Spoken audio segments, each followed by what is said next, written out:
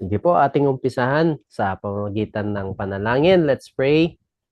Salamat po Panginoon sa magandang pagkakataon na ito ay aming gagamitin upang linangin ang mga talento, ang mga gifts and skills na pinahiram niyo po sa amin. Lord, we want these talents and skills to get improved upang ma-maximize po namin ang aming mga capacity in worshiping you sa lahat ng mga kaparaanan, Panginoon, that is available to us. Lord, aming pinagkakatiwala ang maayos na reception ng bawat isa sa internet connection, Panginoon. Dalangin din po namin, Panginoon, na pagkalooban niyo po kami ng karunungan at bigyan niyo kami ng malayang kaisipan upang makapag-contribute, makapagbahagi sa brainstorming sa mga topics na aming pag-uusapan sa gabing ito. Sa inyo po namin pinagkakatiwala ang lahat ng ito at inaangkin po namin ang katagumpayan. Itong aming dalangin sa pangalan ni Jesus. Amen. Hallelujah. Praise the Lord. Sige po, let me share to you my screen. Okay. Ayan. Share.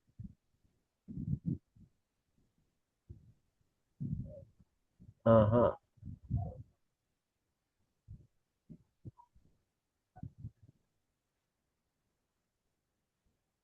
Ayun lang. Paano ko kaya gagawin ito? Kasi po, bago yung gamit ko, hindi ko alam kung ano yung naka-open na. Aha. Wait lang po. Wait lang po.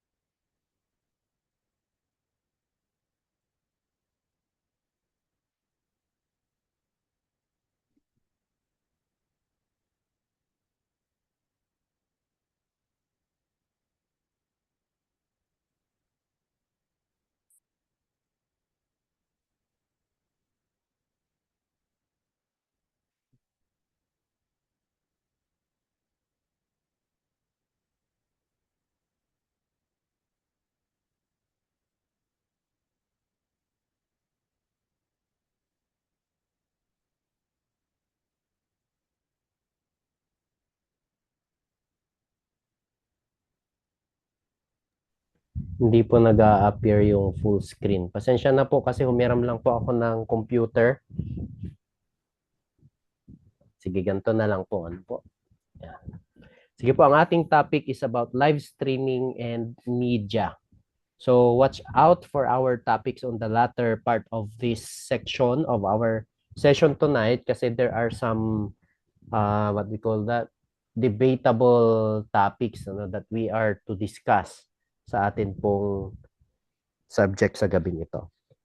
Sige po, when we say live streaming and media, ang subject po na ito will equip the students with knowledge and practical skills in digital ministry, live streaming, media production, and online communication for worship services and church programs. However, sa gabing ito po, ay humihingi ako ng paumanhin kasi it's very difficult to execute yung mga techniques or yung mga process on the streaming. But I will give you credits ano po, if you wish that your team will get a in-depth topic or in-depth session on media or Facebook streaming, please contact me. Tutulungan po namin kayo kasi hindi ko po siya maituro within the Zoom. Kailangan po ay separate siya na session. On your end ay dapat naka-open po yung inyong mga gamit, mga software. Yan. So schedule na lang po natin, but I will just give some glimpse of what's gonna happen or what's happening inside the OBS or what are we going to do upang makapag-live streaming po tayo using the OBS. Yan. So it explores technical, ethical, and theological dimensions of using media as a ministry tool. So introduction to digital ministry. Let us define digital ministry. When we say digital ministry, it refers to the use of technological platforms and online tools to communicate the gospel, facilitate worship, disciple believers, and engage communities beyond physical church walls. Bago po ang pandemic ay ginagamit na po ang mga ito. Pero napaigting lang, napagtibay at lalong naipakilala nung nagkaroon ng pandemic kasi most of the churches, if not all, ay kailangan matuto ng ganitong platform dahil nga po we are limited sa atin pong pagkikita-kita physically. Kaya lalo po nating na-maximize at nakilala itong ang isa nga po dito ay yung Facebook Live using the different applications and softwares needed for the Facebook live streaming. Yeah, so these are the tools to communicate the gospel beyond the physical church walls. Yan. Ang examples po, we have the Facebook live worship services, the YouTube sermons, we also have YouTube live, online Bible studies, or we have the daily virtual devotion. And thankfully, marami kaming mga may mga members kami ngayon sa church na bunga po ng online daily devotions. Ayun. Also, we have the podcasts, the church websites, and the social media evangelism, and many more. There are a lot of platforms. There are a lot of digital ministry. Yan. Ngayon, nauuso yung TikTok. Yan. Isa sa mga sikat na ginagamit ng ating mga kabataan at the moment. We have the TikTok. Ano pa ba? Yung mga alam natin, mga live sa IG at iba-iba pa. Okay? So, biblical basis for using technology in ministry. Though it was not mentioned explicitly in scripture, kasi nung panahon ni na Pablo, panahon ng mga disipulo, panahon ng mga authors ng Bible, ay wala pang technology na gaya ng technology natin ngayon. But there are already technologies existing, but it's far different from the digital technologies that we have right now. But the principles support the use of available means to spread truth. Ayan.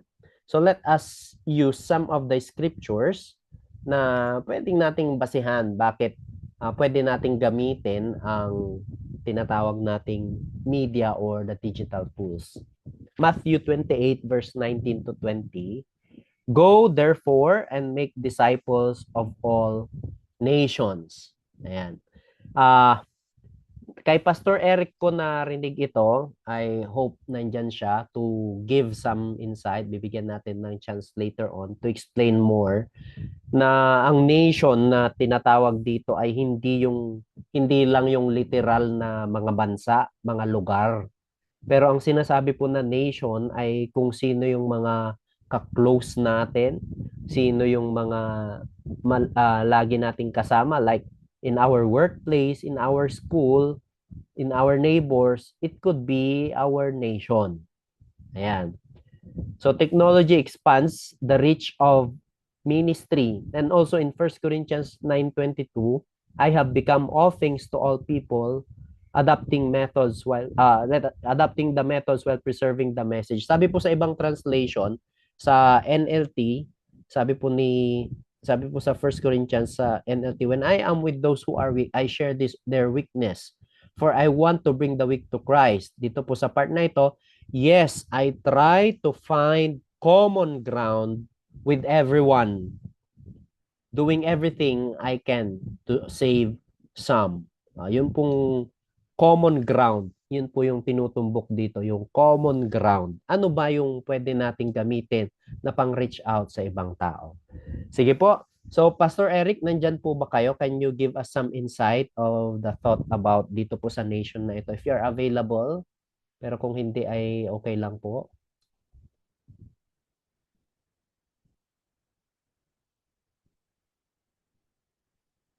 Ayun, kung wala pa siya, busy siguro. Ano po? Pero mamaya, babalikan natin kasi sa kanya ko po natutunan nito na yung nations ay hindi lamang po sa mga country na tinatawag. Okay, let's continue. So, methods may change but the gospel does not. Okay? Iba-iba na tayo ng kaparaanan, iba-iba yung setup natin. Some churches maybe ay medyo may mas advanced sila sa technology and they are using some advanced na mga equipments. Sa ibang churches naman ay they are still using yung kung ano lang yung available. So there may be comparisons in the methods, equipments, or strategies. But we are targeting or we are doing the same commission. We are reaching the nations by all means na pwede nating gamitin gaya nga ng isang technology. Ayan.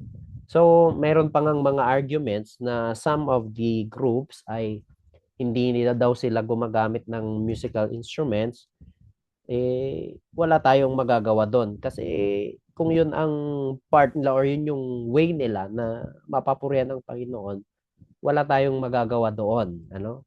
So, mayroon ding mga iba na ayaw nila yung mga drum set, only yung mga solemn, and it's just fine. Kasi nga, ang sinasabi ko lagi ay wala po yan sa style ng music. Ano? Wala po yan sa type ng genre, sa genre or sa style ng music na ginagamit. As long as we have the same passion, we have the common ground and the same purpose of doing whatever available in our churches, then there's nothing wrong about that. So in our era that we are now in the technological age, so we can maximize the technology, including the AI. We can make use of the AI to maximize our ministry. So wala pong nagdidikta kung yan ba ay masama or mabuti yung mga technologies na ginagamit natin. It depends on how we use, sa how we maximize at kung paano natin gagamitin ang mga technology na yan. Okay. So, theology of media ministry. Ang question po ay, can worship happen online? Yan. Can worship happen online? So, ano kaya ang sagot? Ano kaya ang masasabi ninyo? I will be calling some of you later on about this and ask for your insights. Can worship happen online? So before that, let us discuss. Ito yung support. Bakit sinasabi nila na yes? Number one, God's presence is not confined. True worship transcends location. It is placeless. It is timeless. Si Paul and Silas, when they were beaten and put in the middle of the prison in Bartolina, middle of the night. So it's timeless and it's placeless kasi doon sa they were covered or they were isolated behind bars, but their worship ay hindi po natigil, hindi po napahinto ng bars. Pagkos ay lumusot, ano bang tawag doon, tumagos yung kanilang worship. Hindi po nako-confine sa isang lugar or isang situation. Teaching occurs through communication. Paul's letters functioned as remote ministry. Kasi kahit siya ay nasa kulungan, yung kanyang ministry ay hindi po natinag na talagang nagpatuloy pa rin po. And it's the same principle applied sa ating digital ministry. Ano?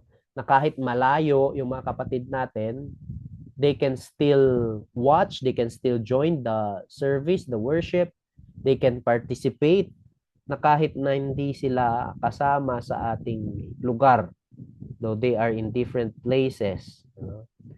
So, community remains important. Hebrews chapter 10:25. However, dito nagkakaroon ngayon ng problema. Virtual ministry supplements but should not permanently replace fellowship. Dito tayo nagkakaroon ng problema kasi some people, they tend to have the online service kahit na kaya naman nilang pumunta doon sa church. Or minsan, kahit na pupunta na sana sila sa church pero bigla silang tinamad, ginagawa na nilang parang anong tawag doon, substitute doon sa fellowship with the other believers sana na dapat ay kasama sila physically. Pero dahil nga meron naman ng online service, I will just join the online service, the virtual service. Ayun. So before we move on, before I discuss the difference between the convenience and biblical community, let us discuss first, or let us some of you who want to share on this matter. So, sasagutin lang natin in few words. Can worship happen online? Yan. Anyone who can share their thoughts? Can worship happen online? Pwede po kayo mag-raise ng kamay, mag-unmute, and we will discuss on this topic. Sige nga po, I would love to hear from you mga kapatid. Please share your idea. Okay. Sino po ang nandyan? Can worship happen online? Sino po? Sino po ang gustong sumagot? Si Sir Santiago. Pwede po ba tayong makahingi ng idea, sir? Pwede po bang mangyari ang worship through online? Ayan.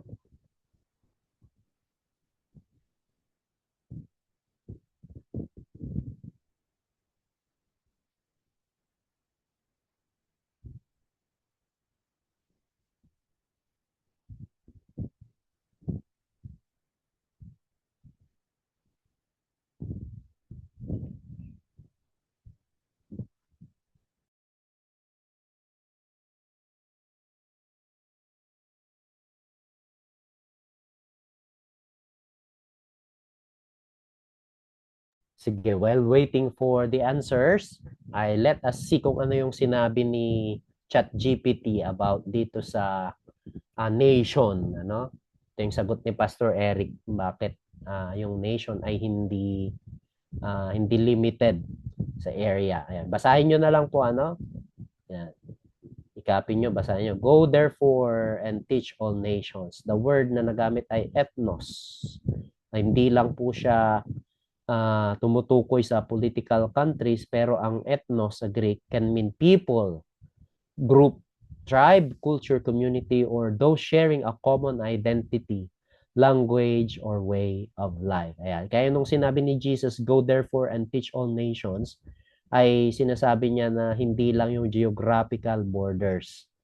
Okay? More than that, it's about reaching every kind of people group.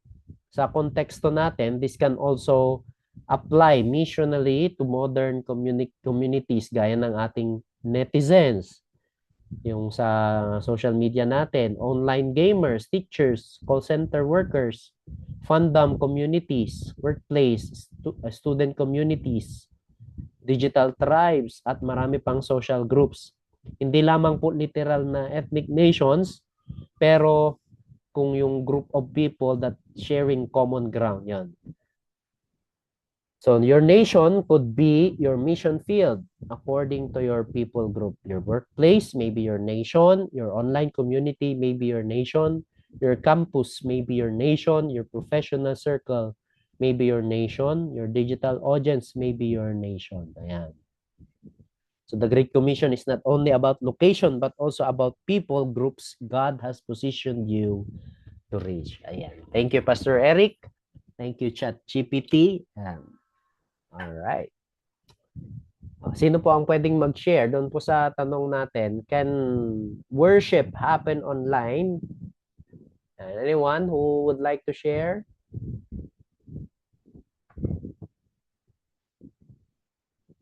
Hello po, nandyan pa po ba kayo? I don't see anyone. Naka-off po tayo ng camera. It's just fine, pero I hope everyone is listening. And it would be more effective kapag we will participate on the discussion. Anyone who would like to share, mga kapatid? O, kung wala, let's just move on. If you are not capable to open your microphone, you may just share through your chat ang inyong sagot doon po sa tanong natin. Can worship happen online? At basahin na lang po natin. Okay, let's continue.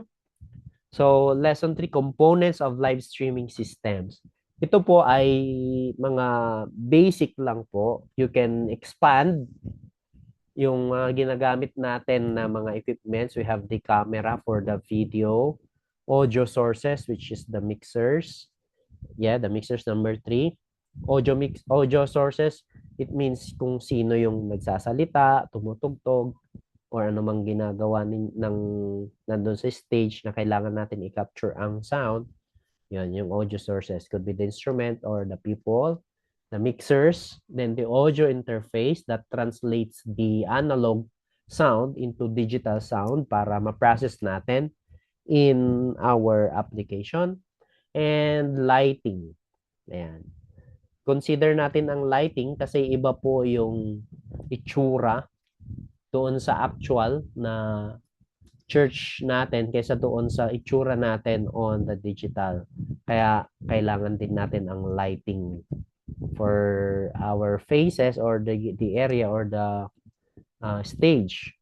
Lalong-lalo na kung medyo madilim, mas madilim pa sa digital world or sa OBS. Ayun. So, kailangan natin magdagdag ng ilaw kasi digitally, mas malinaw ang paningin natin, yung mata natin, compared doon sa lens ng camera. Okay? Next. So, input devices tayo ng camera. So, there are different type of camera. Yung phone camera, pwede natin gamitin as video capture device yung ating cellphone. There are some third-party applications that you can link with your OBS upang magamit at makapture ang scenario. Yan. Ang advantage po nito ay mas mura, accessible. Ang disadvantage naman ay limited controls. We also have DSLR or mirrorless camera, gaya ng mga DSLR from different brands. And we have the PTZ camera. Itong PTZ camera ay intended siya talaga for live streaming. PTZ stands for pan, tilt, and zoom cameras. Ang gamit po talaga nila ay parang webcam siya na malaki. Yan. So, one webcam or one PTZ camera ay siguro it ranges from 30,000 and up. Depende po sa laki ng camera na yon at kung gaano yung mga specs na mayroon po doon sa camera na yon. Kung gaano kalinaw. Okay? And for the audio, we have the microphones, dynamic or the condenser microphones for instruments or even the wireless system. At kung ano pang mga microphone na napipick up going into your mixer, then to your mixer going to your audio interface, then the audio interface translates it into digital, then we have the processing na nangyayari with the applications needed sa atin pong streaming. We have the input devices mixers. Ang gamit po niya ay to control the volume, EQ, effects, routing. Ibig sabihin ng routing kung saan mo siya i-out. Pwedeng doon sa front of house, papunta doon sa inyong audio device sa live streaming. Ayun. And input devices sa audio interface, there are various brands and categories, ano? So napakarami ng audio interface na ngayon. Dati, Ang audio interface na available lang nun ay hindi ka makakakuha ng less than 10,000.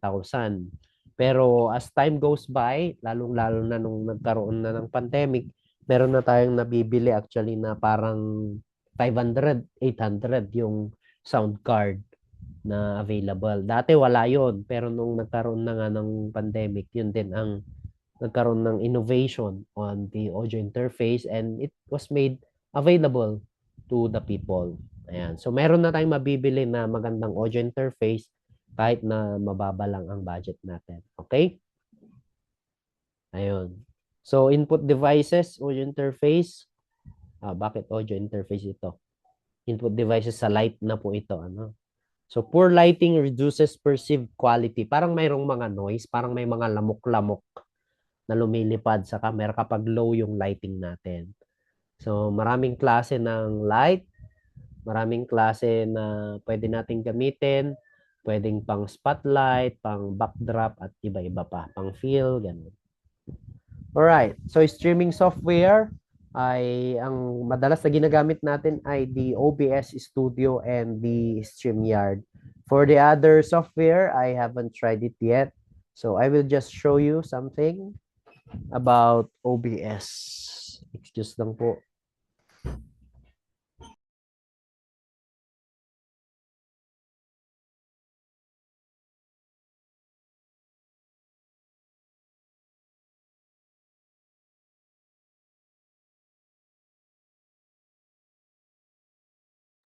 Pasensya na po, yung aking bunso ay umiiyak. Ayan. Okay, so let me show you some software na ginagamit natin. It's the OBS. Bagamat may OBS is not, hindi siya yung talagang ginagamit namin sa church, but I just prepared for lesson purposes. Ayan. Yan po ang itsura ng ating OBS. Yan po ang interface niya. As you can see, dito natin kinokontrol. Meron tayong camera. Ayan. Pwede tayong maglagay ng pwede tayong maglagay ng window capture pag gusto nyo screen recorded yung ating ipapakita doon sa streaming. Makakapture niya yung nakikita ng ating screen. Ayan. We have also different audio input capture, yung sound source natin, audio output capture, and then marami pa, image, pictures, iOS camera, you can link your iPhone, at kung ano yung nakikita ni iPhone, yun po ang nagpa-flash doon sa atin pong OBS. At marami pang iba. Ayan. And then, nandito yung ating settings. If we are going to use the Facebook Live, dito po sa stream tab, hanapin lang natin yung Facebook Live kasi there are different applications or platforms kung saan pwede tayong mag-live. Nandiyan ang Twitch, which is I'm not familiar with. Siguro sa ibang bansa ginagamit nila ito. Pwedeng YouTube, Facebook Live, Restream, Twitter, Whip, and marami pang iba. So, Facebook Live. Gagawin lang natin, pupunta tayo doon sa Facebook Live, kukunin yung stream key, kakopy natin doon at i-paste, then, okay, then for the audio input, dito sa auxiliary, titignan lang natin kung ano yung audio interface na ginagamit natin. Ayun. At yun yung gagamitin natin. For the video, yan, sa settings and aspect ratio, yan. Okay, so balik tayo.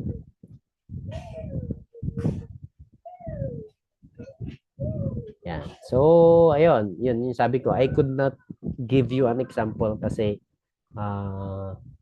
I don't have the other equipments na kailangan dito, but if your team ay kailangan ng assistance, we will be teaching you with our media representative sa aming pong church, at ako po, we will teach you on maximizing your streaming sa atin pong church. Ayan. So yan po ang OBS.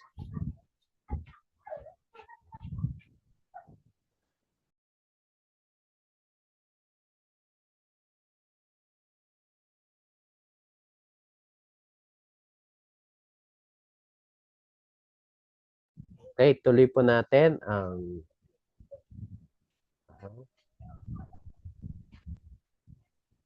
let's continue our topic, our discussion. Tuloy natin. Ayan. Next, we have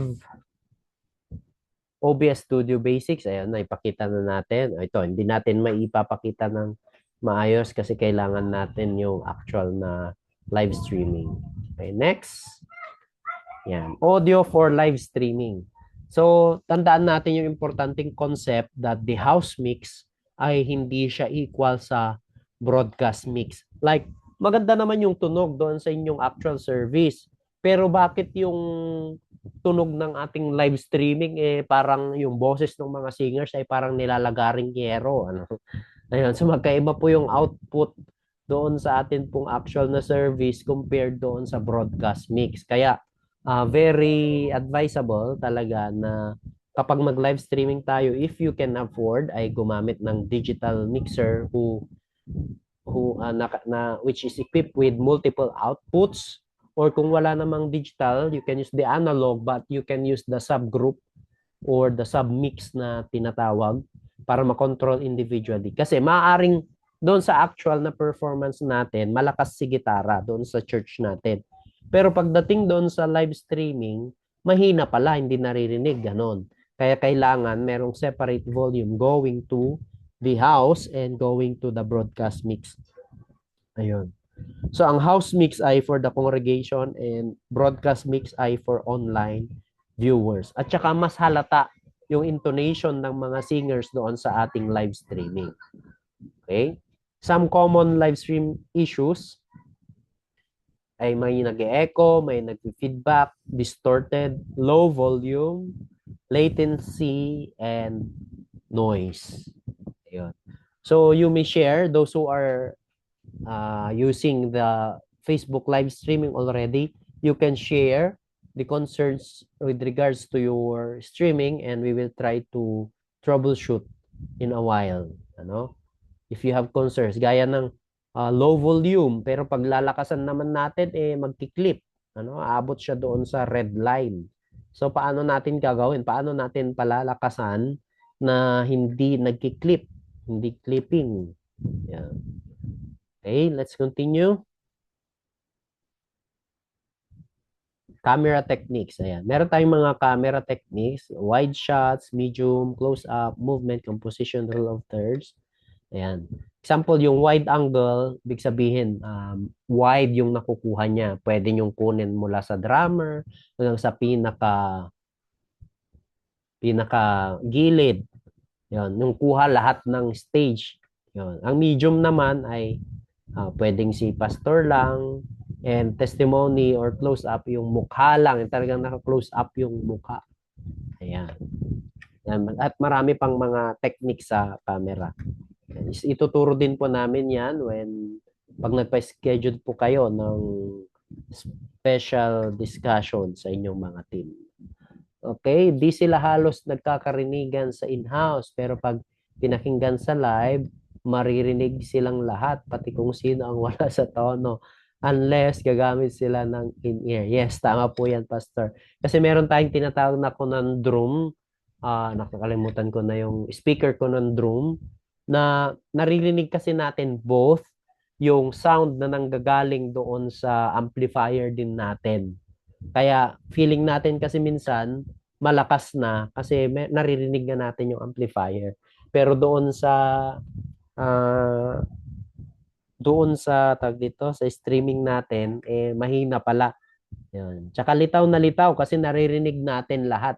Wala yung noise, wala yung background noise, wala yung atmosphere na naririnig natin. Talagang kung ano lang yung naka-input doon sa mixer, yun lang yung naririnig. Kaya that's the scenario, naririnig talaga natin lahat. Pati yung whisper natin, yung mga bulong natin doon na napipick up ng mic, maririnig talaga natin. Okay. So there are different roles sa ating media team.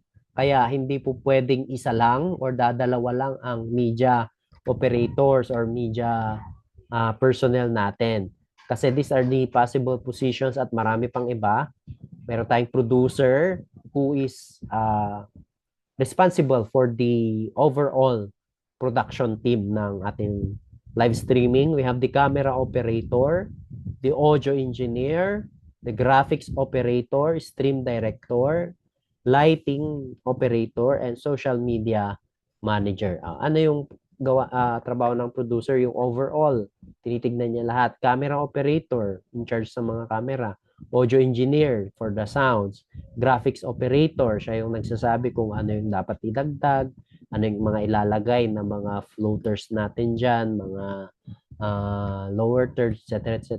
Stream director, ay siya yung nagsasabi kung ano yung dapat makita doon sa ating live streaming. Like, for instance, sa Facebook Live.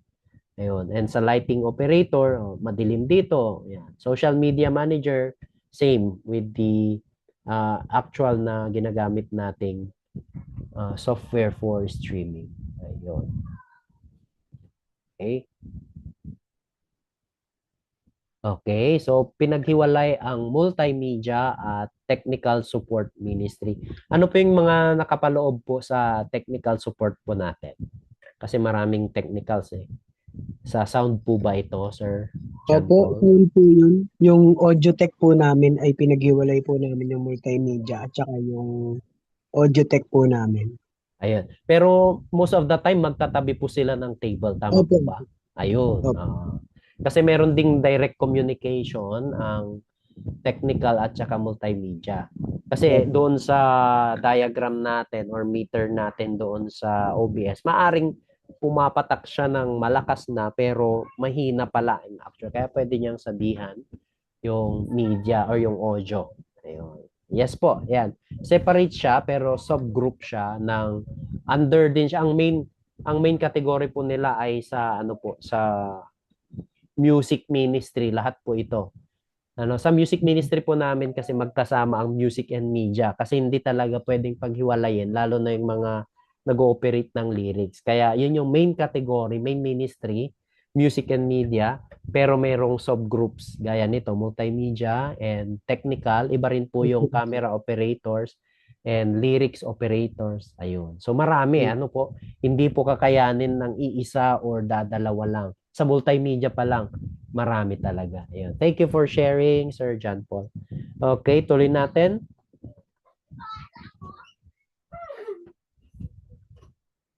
Yan. Copyright and legal issues.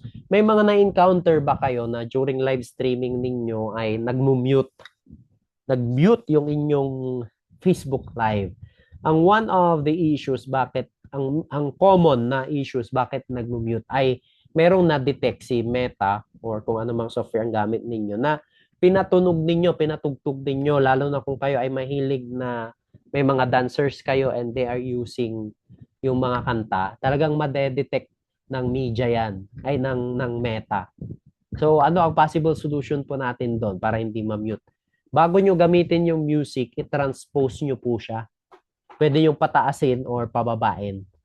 Less yung chance that Meta will detect the information on that music. Kasi ma-detect niya na ito, kunwari, ang pinatugtog nyo is Wash in the Blood. Pag pinatugtog nyo as is, nakaregister na kasi sa ating digital platform, sa digital library, yung song na Wash in the Blood. Pero kapag nag-upload tayo or nag-play tayo ng music na nakatranspose a little bit higher or lower, ang papasok sa information ni Meta, oh, this is a new song. Kasi hindi niya ma-detect na although same sila ng melody, same sila ng pattern, pero yung specific na key signature ng kanta, bago. So, walang claim, walang copyright claim. Yun. Yun po ang isang, excuse lang po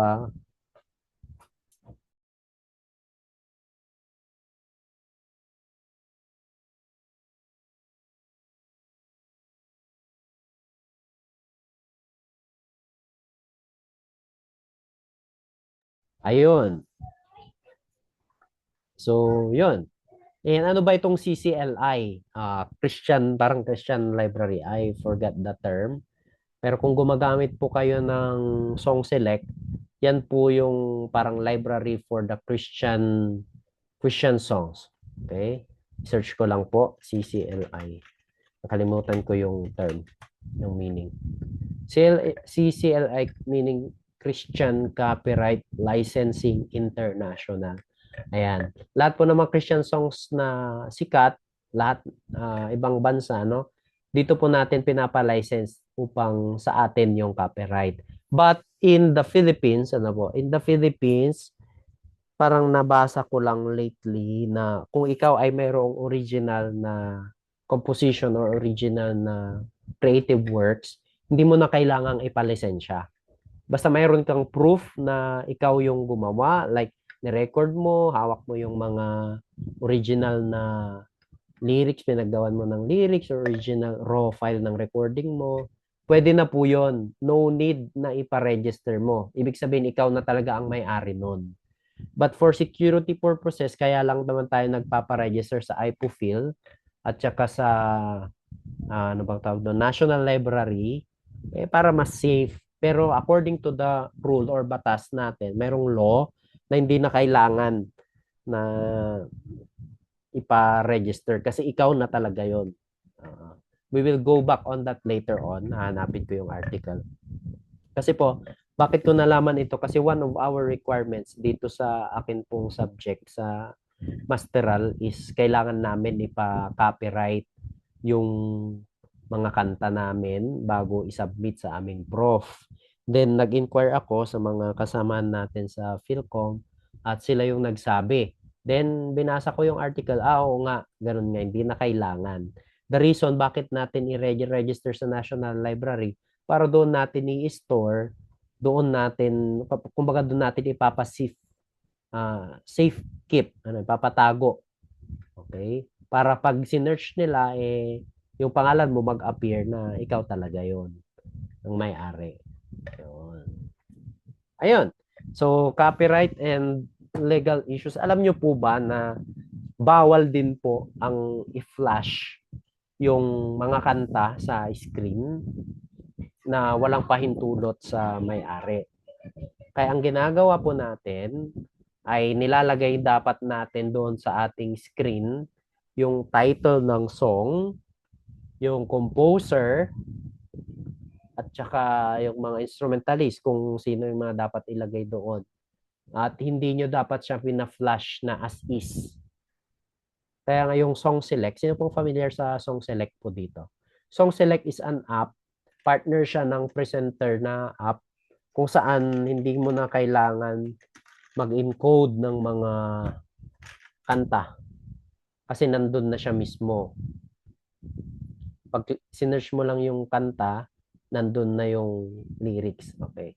Let me end this slide kasi I need to show you some information about the CCLI and Song Select na sinasabi ko po. Okay. So let me share my screen. Yan. Ito po yung Song Select. Song Select is a software kung saan there are thousands, hundreds of thousands na mga kanta na nandito. Let's say for instance, hanap lang tayo, ano? Ako hindi ako naka-login kasi may subscription po siya, 8,000 yearly. So if you want to have subscription, pwede tayong mag-ambag-ambag. Very useful po siya. Mayroon na po akong nakausap na 3 na po kami who are willing to contribute. So kung 8 tayo, pwedeng tig-iisa tayo ay tigwa 1K. Yan. Example, mag-sign in muna ako. Try kong mag-i-sign in yung credentials ko. Ano po? Kung makaka-login ako pero hindi na yata.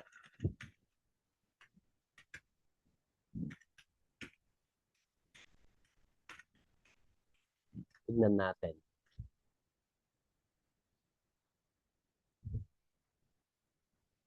Okay.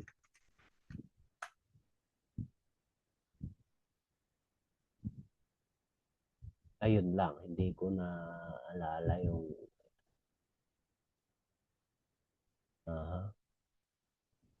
hindi ko maalala yung password.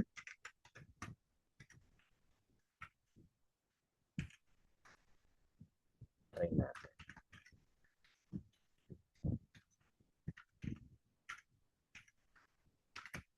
Sa dami kasi ng account, ano? Hindi ko na maalala. Ayun, naka-sign in ako. Ayun, so tama. Ayan. So ganito po siya. Anong gamit ng song select? Let's see. Hanap tayo ng title. Ano bang pinaka-cover? Holy Forever. Holy Forever. Ayan. So maraming versions ng Holy Forever. Kaninong Holy Forever ang gusto nyo? Holy Forever na Christmas. Try natin si Chris Tomlin. Pag clinic natin ito, there are different tools na pwede nating magamit. One is the lyrics. Oh. Yan. One is the lyrics. Yan. Nagpakita yung lyrics. Hindi siya nag-a-appear kasi hindi pa ako nakasubscribe. Pero pag clinic mo lyrics, mag-a-appear yung lyrics. Number 2 is chords. Ano po ito? Accurate po yung chords. Hindi po siya gaya nung chords na nada-download po sa Chrome. Kung may passing chord po siya, ilalagay po talaga nila dito. Maliban sa chords, meron din siyang lead. Yan, lead.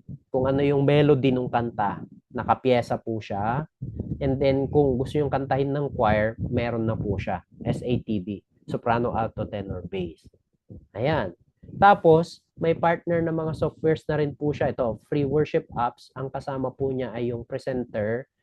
Isa po yung presenter which is ginagamit for the presentation ng lyrics. Ayan. Ito po yung sinasabi ko na hindi na natin kailangan mag-encode ng lyrics. At planning, ayan, service planning and scheduling, mag-login lang yung mga members natin. Pag may announcement po kayo, marireceive nila yung announcement. Pag may ginawa kayong set list, yung arrangement, mag-a-appear po doon sa kanilang cellphone kung ano yung ginawa ninyong arrangement. Like, yung set list ninyo for that Sunday, naghahanap kayo, pati yung chords, makikita na nila agad. Nakasynchronize. Charts ito. Yung planning pala is about announcements. Makikita nyo rin dito kung ano na yung mga pinakanta nyo noong first week at dapat ay makikita mo kung ilang beses siyang naipakanta for the month. Kung kailan nyo pinakanta yung ganito, mga announcements, sino ang line-up ninyo, sino ang gitarista, keyboardist, nandito po sa planning and scheduling. Dito sa charts, ito na po yung sa setlist ninyo. Gagawa ka ng setlist mo, pero mag-a-appear na rin sila doon sa mga kung sino man yung nakalagay. Then community is database sa inyong church. Dito natin ilalagay, for example, Rumbawa Family. Pag sinearch mo yung Rumbawa Family, mag-a-appear doon yung mga members ninyo na mayroong Rumbawa ang apelyido, magkaano-ano sila, ilang taon, birthday, lahat po ng detalye nung kung sino man yung sinesearch ninyo at kung saang ministry sila involved, kailan sila huling tumayo, ano yung ginawa nila or ano yung part nila during that time. Yun. Maganda po itong community na ito. And then many more. Rehearse. Ito na medyo paid na nga lang yung mga ibang app. Ibig sabihin ng rehearse na ito, kung gusto mong marinig mo lang doon sa track mo ay bass guitar lang at gagayahin mo, pwede yun. Kung gusto mo ng full band or i-isolate mo lang yung background vocals, tapos mag-change key ka, yun, pwede po siya. At meron din tayong loop community. Ito po yung multi-track na ginagamit po kapag kulang kayo ng instrumentalist pero gusto nyong buo pa rin yung tunog ninyo, pwede po ito. Again, I am looking for people who would like to share dito po sa account na ito sa Song Select. Very useful po siya. What is 1,000 pesos for a year? Unlimited na po yun. You can download everything you want to download na nandito sa Song Select. Piyesa man yan, lyrics man yan, chords man yan. At ang kagandahan, pwede mo pa siyang i-transpose on the spot. Kunwari, key of D yung original, masyadong mataas. Pwede mo siyang ibaba. Sasama lahat ng chords na pati yung mga passing chords. Doon kasi sa minsan, sa Chrome, sumasama siya pero may mga ibang letters na hindi sumusunod. Tapos mali-mali yung position niya, yung timing ng mga chords. Ayan. So if you are willing or if you are interested on this, pwede natin pag-usapan. Ayan. Liturgy planning, ito yung song ninyo for a certain event or certain service. Let's say for instance, i-search mo dito yung Holy Week. Ayan, magbibigay siya ng suggested na set list niya. Pero nagtry ako nito, hindi siya common kasi dahil sa dami ng mga songs ay masyadong marami ang pagpipilian. Hindi niya ma-pinpoint kung ano yung familiar ka. But you can try to lessen yung inyong selection. Ano, ilagay mo yung artist or yung composer para doon lang siya iikot. Ayun. Ayun. So that is song select. Okay, let's continue with our next topic mga kapatid. Ayan. That ends the first part of our discussion tonight. Okay? By the way, yung guitar technology and sound design, I will leave that for our final tag dito, final session sa atin pong subject. Kasi po, mas maganda kapag ang magtuturo ay yung talagang gitarista. Ako po, may idea lang ako about sa mga ganun, pero hindi ko po siya talaga ginagamit on actual Sunday kasi keyboardist po ako and song leader, not really a guitarist. Nagigitara din po ako, nagli-lead ng konti kapag mga madadali po yung mga kanta. Ayun, yun po ang ginagawa natin. Pero hindi talaga ako gitarista. Ayan. So, bago natin ituloy, ano po, gusto ko lang pong balikan yung isang topic natin kanina, yung convenience versus community tsaka convenience tsaka community. Sa bandang first part.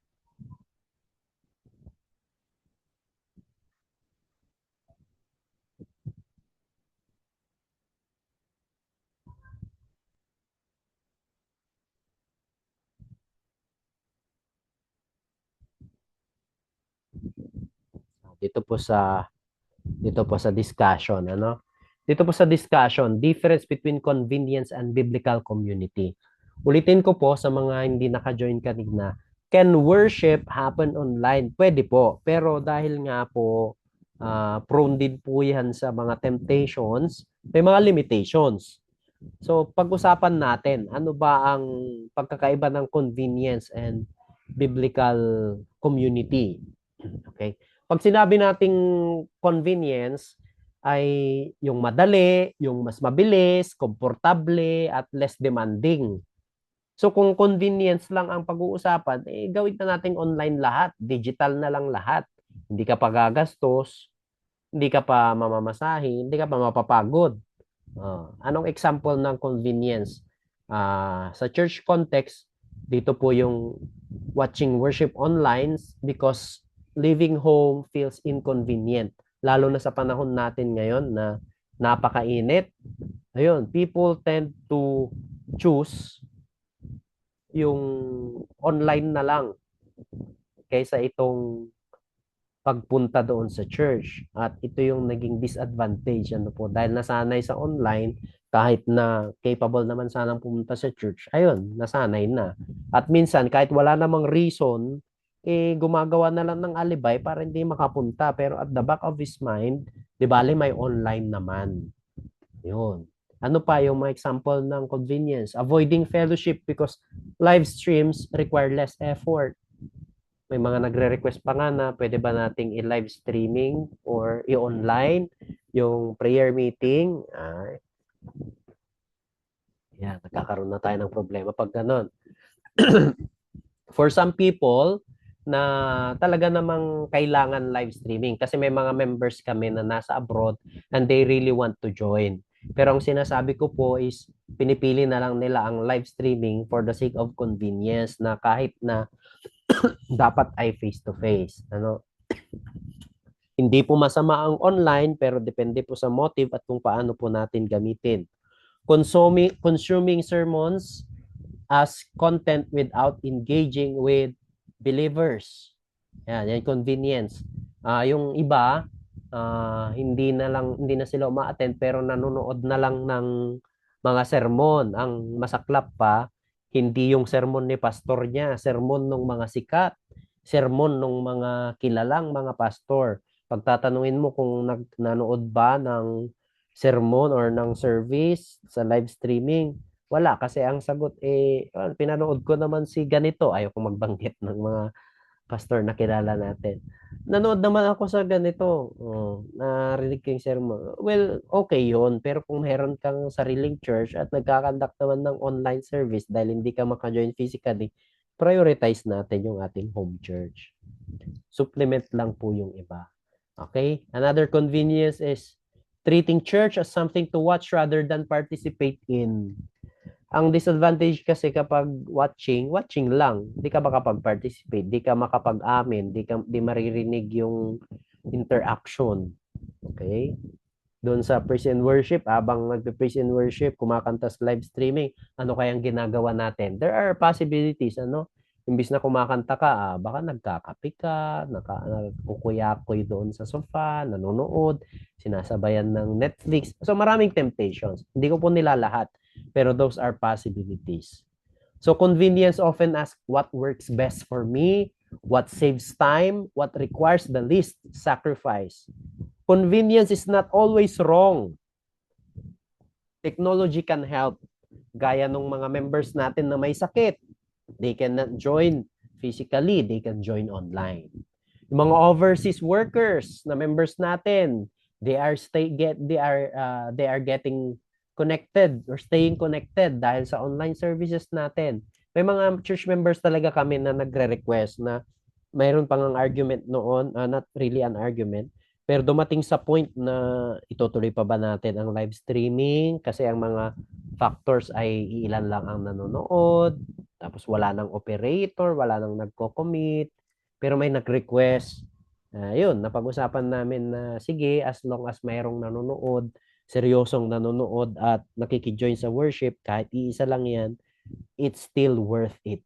Ayun. Kaya tuloy pa rin po ang live streaming namin. Pero kung makikita nyo, wala pa yatang 10 nanonood. Pero sa mga replays, maraming nanonood. Kasi kinakat namin yon, ina-upload separately. Okay. So, ano pa? Emergency situations. On the way na sila sa church, ay nagkaroon ng emergency. Or evangelism to unreachable areas. Hindi talaga sila makapunta. Pero dahil dito sa multimedia ministry ay naabot sila. So the danger occurs when convenience replaces commitment. Ayun, doon na pumapasok ang problema. Okay? Biblical community refers to believers living, growing, serving, correcting, encouraging, and worshiping together.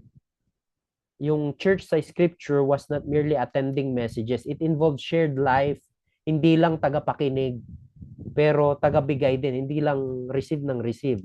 They are also giving. They are giving their experiences, sharing their testimonies, sharing whatever they have. Hindi lang siya nakikinig. Kaya kulang yung nakikinig ka lang. So the early church devoted themselves to teaching, fellowship, prayer, breaking bread, supporting one another. Church was participatory, not passive. Hebrews chapter 10, let us consider how to stir up one another to love and good works, not neglecting to meet together. Yun. Ang biblical community kasi, kasama dyan ang encouragement, accountability, mutual growth, service, and presence. So, paano tayo magbe-bear one another's burden? Malayo ka. You are isolated in the corners of your social media. Yun. Kailangan ng relationship. Sa modern ministry, ang scenario, say for example, ang scenario for convenience, sinasabi ng mga members natin, I only watch services online because it's easier. Is online worship helping connection or replacing fellowship? So kung ginamit mo ang online worship for your convenience, mag-isip-isip tayo kasi it should be a connection at hindi replacement ng fellowship. Ang scenario number 2 is the biblical community. Someone attends worship, serves, joins prayer meetings, encourages others, receives correction, and supports members. Yun ang nagre-reflect sa biblical community. So ang balanced view, online ministry and live streaming are tools, not replacements for the church. So gamitin natin ang technology to extend ministry, not substitute for Christian community. Live streams can supplement fellowship, They should not always replace fellowship. Yeah. At what point does online participation become spiritual convenience rather than meaningful community? So, kayo na lang po ang sasagot. Ayun. Sige. Let's have a break. 2-minute break lang po. Ano? Those who want to timpla ng coffee, uminom. 2-minute break lang po. I'll just get some water then, just 2 minutes, and we will continue. If you have questions, you may chat, ano, you may type sa atin pong chat box or comment box for your questions. Ano, we will answer. See you in 2 minutes.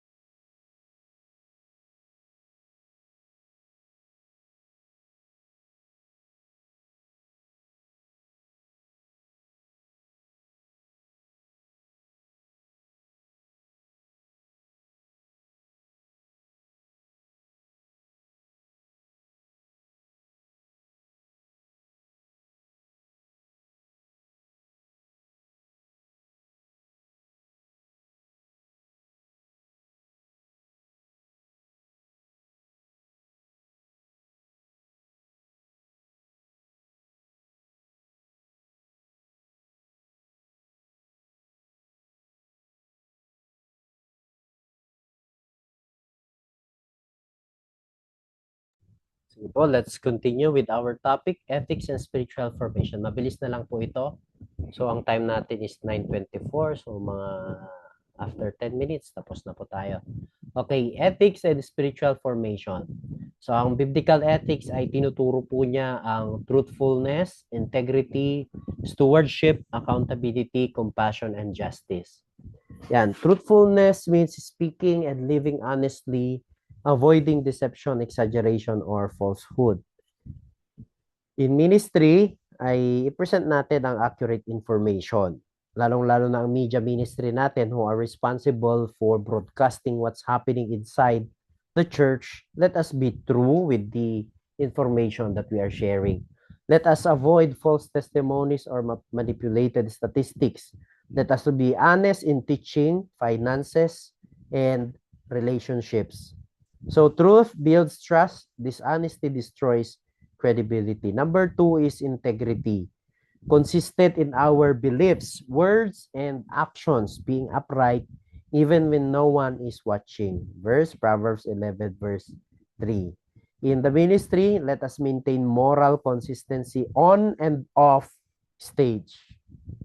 O, pwedeng on and off camera. Hindi pwedeng okay yung pinapakita natin doon sa camera, sa live streaming, pero at the back or during off the camera ay iba yung pinapakita natin.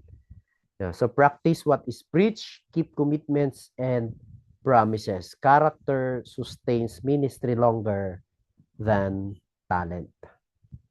Stewardship. Responsibly managing resources entrusted by God, including time, talents, finances, opportunities, and even the equipments, even the technologies.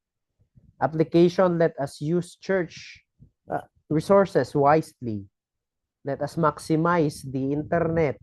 Kung may internet kayo sa church, huwag niyong gamitin na pang Shopee or Facebook sa walang kabuluhan. Ano? Gamitin natin na expand ang ministry natin. Let us develop God-given gifts. Let us value time and responsibilities. Everything belongs to God. Believers are caretakers, not owners. Accountability. Accountability means being answerable to God and to trusted individuals regarding actions, decisions, and conduct. By the way, naisip ko lang, ano bang pagkakaiba ng accountability at saka responsibility? Ayan. Pwede po bang pa-share ng inyong insight? Pa-chat nga po sa inyong chat box. Anong pagkakaiba ng accountability and responsibility? Naririnig natin madalas at madalas ay na-interchange din po yung function nila. Pero ano nga ba ang pagkakaiba ng accountability and responsibility? Pwede nyo i-chat. Basahin ko na lang po kung ano yung mga sagot ninyo. Let's move on while waiting for your response.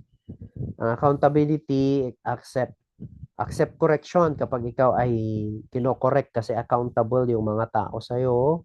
Seek mentorship and oversight. Practice transparency. Accountability helps prevent pride, isolation, and moral failure. Compassion.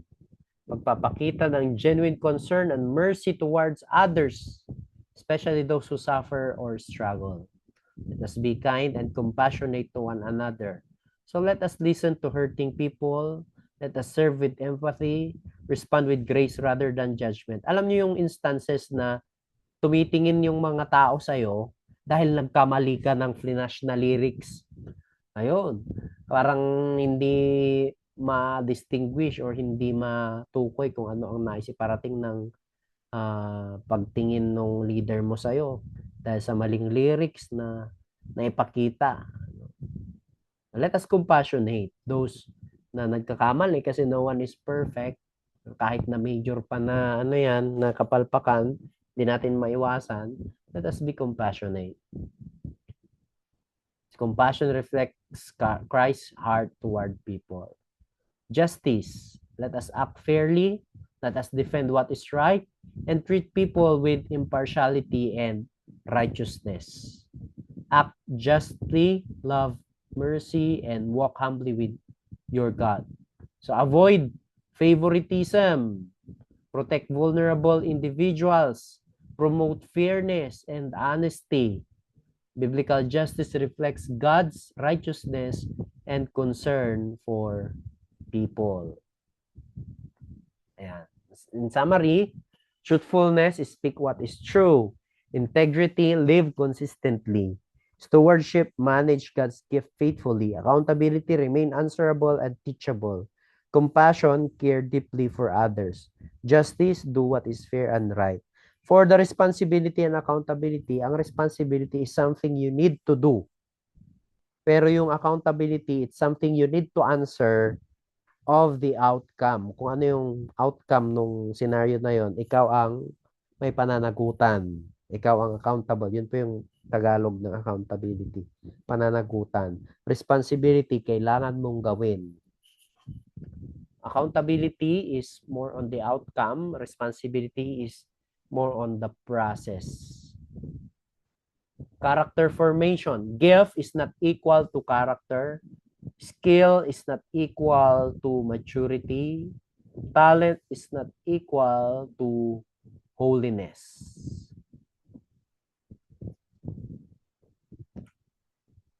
Yeah. Pag sinabi nating gift, it is an ability or empowerment a person possesses. Character refers to moral qualities, values, and consistently godly behavior. Gaya nito, ang isang tao, maaaring mayroon siyang powerful preaching ability, meron siyang musical excellence, leadership gifts, teaching gifts, but still struggle with pride, dishonesty, anger, immorality, and lack of humility. So having spiritual gifts does not automatically mean having godly character. Example, a worship leader may sing excellently and lead crowds emotionally, but if they are arrogant or unfaithful, their gift exceeds their character. Yun. So, gaya ni Samson, mayroon siyang extraordinary strength, pero impulsiveness and disobedience, kaya natukso at napahamak. Si Judas participated in ministry yet lacked faithful character. So gifts may open doors. Character determines whether a person remains trustworthy. Skill is not equal to maturity. Skill is developed competence through learning and practice. Maturity involves wisdom, emotional stability, humility, discernment, and spiritual growth. Someone may be highly skilled musician, excellent speaker, advanced theologian, professional producer, but still unable to receive correction, easily offended, proud, impatient. O, ayan, may naisip ba kayo kung sino? Sana po ay wala sa ating mga churches. Ano po? Ayan. Technical excellence does not equal spiritual or emotional maturity. Example, a musician may play flawlessly but react negatively to feedback or create conflict within a team. Ang senyalis po ng maturity ay meron silang teachable spirit, patience, self-control, humility, and emotional stability. When I became a man, I put away childish things. Maturity involves growth beyond ability. Talent is not equal to holiness. Talent is natural or developed ability. Holiness means being set apart for God and pursuing obedience and purity. A person may possess outstanding vocal talent, creativity, leadership capacity, artistic brilliance, yet hindi niya isinasapamuhay ang obedience, purity, reverently, spiritually disciplined. Kaya, being talented does not mean being holy. Ang concern ng holiness ay relationship with God, obedience, sanctification, and daily spiritual life. Example, a person may lead worship publicly while neglecting prayer, scripture, and integrity privately. Be holy in all you do. So God values holiness above performance. Why these distinctions matter in ministry? Ministry often rewards visible abilities gaya ng talented, skillful, and gifted. Pero ang Diyos, ini-examine din niya ang character, maturity, and holiness. People looks at the outward appearance, but God looks at the heart. When ability grows faster than character, ministry becomes vulnerable to failure. Kaya dapat balanse. While you are having music education in your church, i-promote nyo rin po ang discipleship training. I-promote din po ninyo ang spiritual empowerment or ano ba doon, spiritual growth ng mga sessions in your music team. Hindi lamang po puro musical. Dapat balanse po siya. The musical and the spiritual aspect. Humility, faithfulness, patience, teachability, and self-control. Okay. Lalampasan ko na po yung iba, no? So, there are ethical challenges in worship ministry. Because worship ministry is not only about music or performance, it's about serving God and edifying the church. May mga issues that arise when personal desires, recognition, or unhealthy attitudes begin to replace humility and service. These challenges can weaken unity and distort the purpose of worship. Gaya ng competition. Ayan. Competition in worship ministry occurs when members seek to outperform, outshine, or gain more recognition than others rather than serving together. So there are people who are competing for solos or leadership positions. They are feeling threatened by another musician's ability. Yan, mga ganyan. Mas magaling naman ako dyan, mga ganung attitude. Viewing teammates as rivals instead of co-laborers. Bakit dangerous? Kasi competition shifts focus from how can we glorify God together to how can I be noticed more.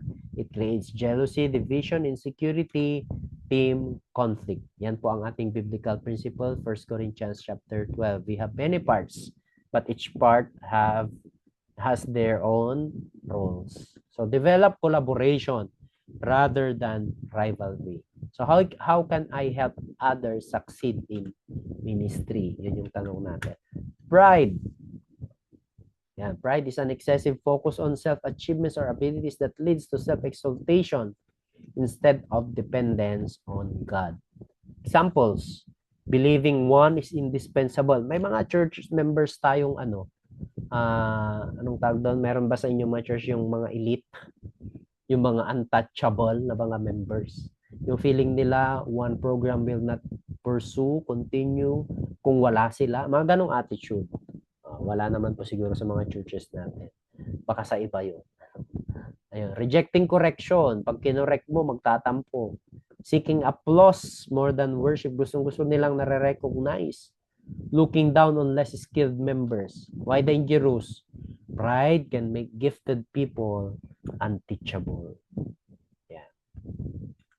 Celebrity culture. Yan. Celebrity culture happens when ministry becomes centered around personal fame, popularity, image, or influence rather than Christ. Building personal platforms over ministry. Active sa mga personal na ginagawa. Hindi yan lumiliban sa pagla-live streaming niya ng daily. Pero walang devotion. Mga ganon.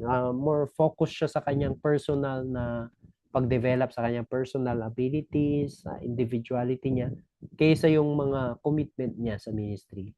Measuring success through followers or views. Treating worship leaders as celebrities. It can lead to ego inflation, performance mentality, loss of accountability. So, tanungin natin ang ating mga sarili. Am I pointing together toward Christ or toward myself? He must increase, but I must decrease. Favoritism. No need to discuss favoritism. Okay? Comparison. Comparison occurs when individuals measure their worth against others' abilities, achievements, or recognition. Hindi naman ako kasing galing niyang magsalita. Hindi naman ako kasing galing niyang tumugtog. So, yun yung nagiging inferiority. Meron tayong inferiority na feeling natin ay wala tayong ambag. So, let us not compare. Meron ding superiority na mas magaling ako sa kanya. Kaya imbis na mabigyan ng pagkakataon yung iba na mag-perform din dahil feeling mas magaling ka, wala na, parang na-abort yung chances na magpagamit din sana sila sa Panginoon. Kasi meron ka nga na mas magaling at ayaw mong merong iba na mag-stand out. Gossip, alam nyo na yan. Ayun. So ituloy ko lang po, hindi ko na po naisama sa slide but I would like to end yung ating discussion. Paano ba natin tatapusin itong media ministry na ito? Okay. So marami pang mga ethics. Doon na po ako sa conclusion ng ng mga topics natin. Okay. Marami pa actually ito. Meron tayong boundaries and burnout, conflict resolution, calling versus career, spiritual formation process, accountability systems, integrity in private life, servant leadership, lifelong spiritual growth. Yeah. So let us integrate. Integration na po ito ng ating topic na mga na-discuss. So integration. Ang live streaming and media ay tinuturuan niya tayo or tinutulungan niya tayo how to minister through technology. Ang ethics and spiritual formation ay tinuturuan niya tayo how to remain faithful while ministering. Technology expands influence. There are some issues and concerns na na-observe natin sa media team natin, kung di man sa atin, maybe sa ibang group, yung masyado silang focus on the task rather than doon sa connection nila with God.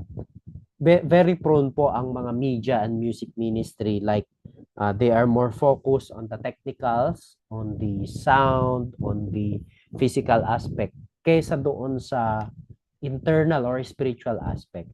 Kaya lagi ko pong pinapaalala that being part of this ministry, your one eye should be closed and the other is open. Ibig sabihin, while performing your task, while performing the ministry you've been entrusted with, ay hindi mo nakakalimutan yung purpose. Bakit ka nandoon sa team na yon?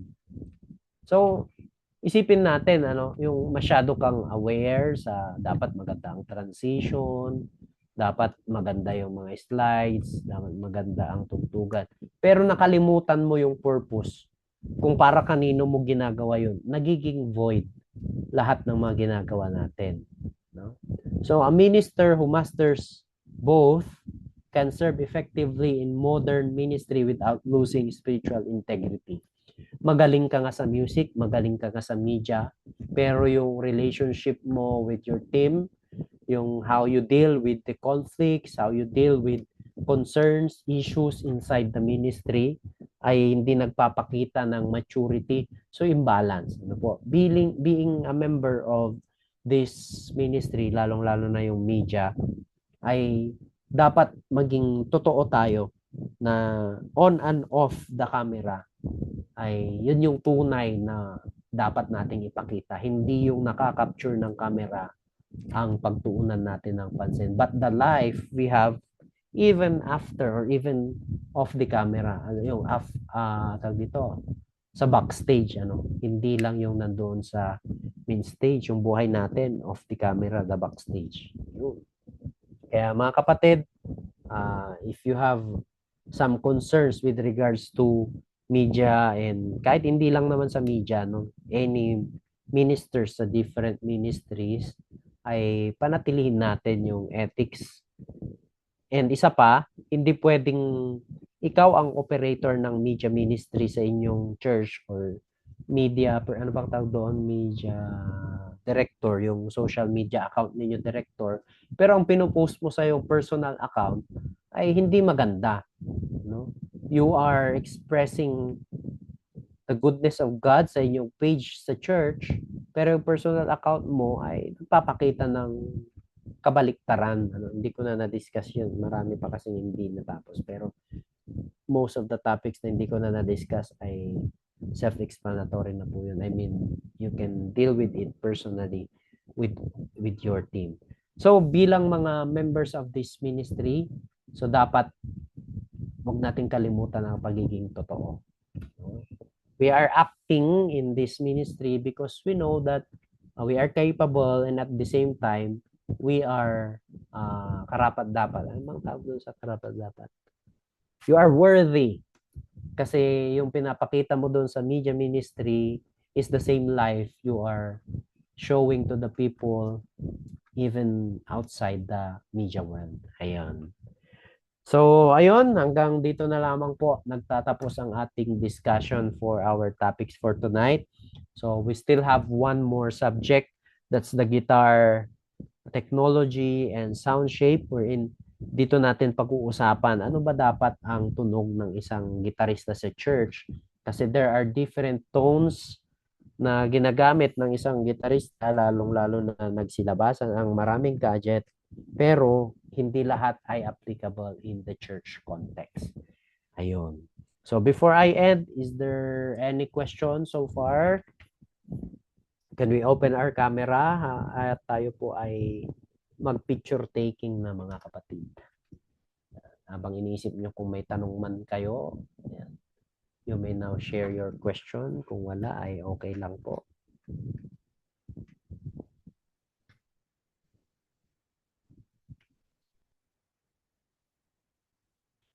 Pa-open po ng ating camera at tayo po ay mag-picture na. Ayun o. Wait lang po. Full screen ko lang po. Okay, sige po. Habol po. Ready. 1, 2, 3, smile.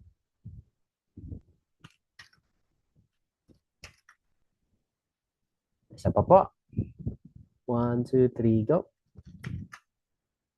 Okay, Pastor Eric, do you have some announcements bago natin sarahan ang ating klase sa gabing ito?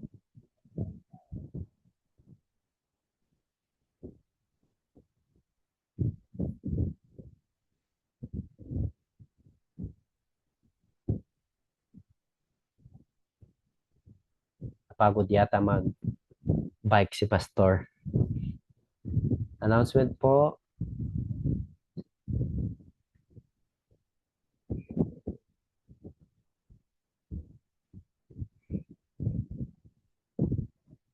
Paumanhin po ano, nakaligtaan ko po yung yung meeting natin dapat nung Sunday.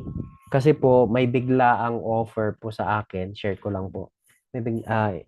Stop ko muna po yung recording.